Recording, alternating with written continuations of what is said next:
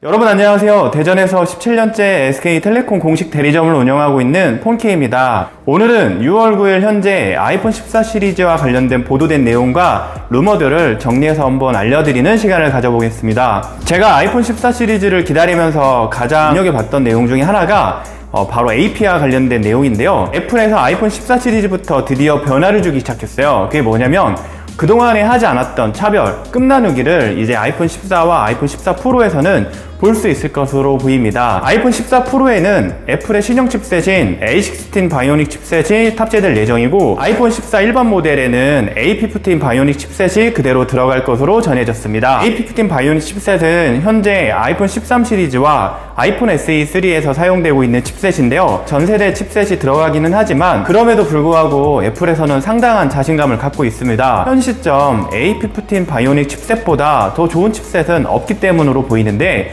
스냅드래곤의 8 1세대라든지 삼성의 엑시노스 2200 등 굳이 삼성, 퀄컴 니네들 상대하는데 굳이 아이폰 14 일반 모델에 신형 칩셋까지 달아야 돼? 이런 마음으로 그냥 구형 칩셋을 달아주는 것 같은데, 다른 이유가 있다면 세계적으로 칩셋 부족 현상이 있죠. 반도체 부족 현상 때문에 전자제품이라든지 자동차 그 외에 전 세계 모든 산업에서 굉장히 곤혹을 치르고 있는데, 이게 애플 역시도 피해갈 수 없는 것으로 보입니다. 아이폰 14 시리즈 전 모델에 신형 칩셋 A16 바이오닉 칩셋을 넣기에는 생산 지연이라든지 작년, 재작년과 같은 아이폰 14 시리즈가 막 예약을 하고 2달, 3달 기다려야 되는 현상이 나오잖아요. 팀 쿡이 이런 말을 했어요. 아이폰 이제 더 많이 기다리지 않게끔 하겠다. 빨리빨리 생산해서 소비자들이 빨리 아이폰을 사용할 수 있게끔 만들겠다. 이런 약속을 했으니까 그런 고민의 흔적이 좀 보이는 것도 사실입니다. 이 제품은 아이폰 13 일반 모델입니다. 아이폰 13 일반 모델인데 여기 보시면 노치가 있죠. 아이폰 14 전 모델에 이 노치가 없어질 거라는 루머들이 상당히 많았었는데, 아이폰 14 프로 모델만 노치가 사라지고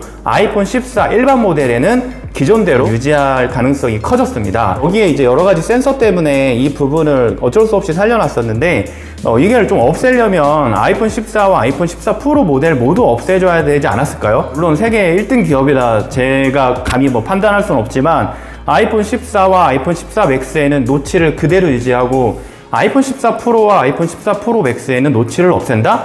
이게 충분히 애플에서 노치를 없애는 건 전 모델에서 할 수 있는 거라고 생각을 하는데, 과연 아이폰 14 프로의 가격을 얼마까지 올릴지 모르겠지만 그런 좀 원가 절감과 가격 수익성 이런 걸 좀 많이 생각을 더 하고 있는 것 같습니다. 그 다음에 아이폰의 충전 타입 있죠. 이게 이제 8핀 라이트닝 케이블이 들어가잖아요. 이 8핀 라이트닝 케이블이 없어진다 만다 이런 얘기들이 많이 있었어요. 그런데 애플에서 이 충전기 매출이 어마어마할 거예요. 충전 관련 액세서리들 매출이 어마어마할 텐데 이 부분이 살짝 변화가 있죠. 앞으로 유럽에서는 머지않아 이 8핀 라이트닝 케이블이 이제 추방이 됩니다. 사용을 할 수가 없다라는 얘기예요. 유럽은 전 세계에서 환경을 정말 너무 많이 생각해서 친환경 자동차, 배기가스 관련 이런 것도 사실 유럽이 제일 앞서 나가죠.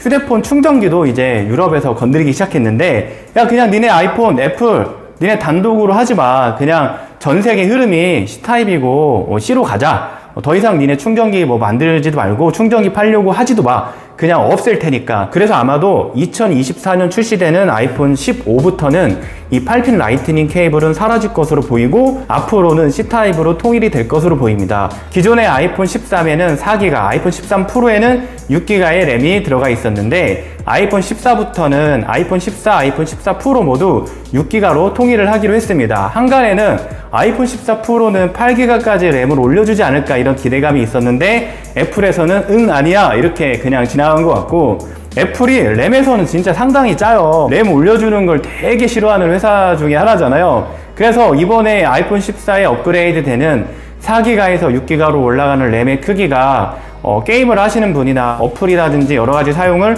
한꺼번에 핸드폰으로 돌리시는 분들은 아이폰 14가 분명히 아이폰 14 프로에 비해서 끝나누기 차별을 조금 당하고 있는 것 같긴 하지만 그럼에도 램만큼은 차별하지 않아서 다행이고, 그렇기 때문에 역시 아이폰 14도 사전 예약도 많을 거고 줄 서서 사겠죠. 그리고 분명 내년 상반기에 전 세계에서 가장 많이 팔린 폰이 아이폰 14가 될 것으로 저는 확신합니다. 오늘은 6월 9일 현재 아이폰 14 시리즈에 대한 출시 정보를 간단하게 정리해보는 시간을 가져봤고요.